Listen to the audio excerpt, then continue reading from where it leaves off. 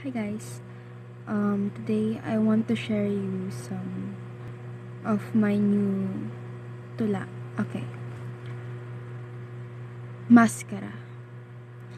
Minsan may mga pagkakataon tayo na hindi umaayon sa atin. Sinusubukan pa rin nating lumaban kahit pagod na tayo sa mga sitwasyon na hindi naman natin ginusto. Ano nga bang magagawa ko? Tao lang din naman ako.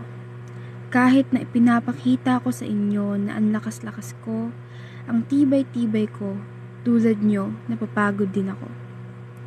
Paulit-ulit ko na lang pinagkakasya ang sarili ko sa mga taong hindi naman pala ako gusto. Pinipilit na tumayo kahit nalalampalampa ang paa.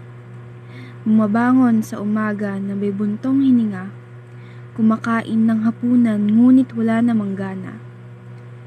At araw-araw nagsusuot ng maskara.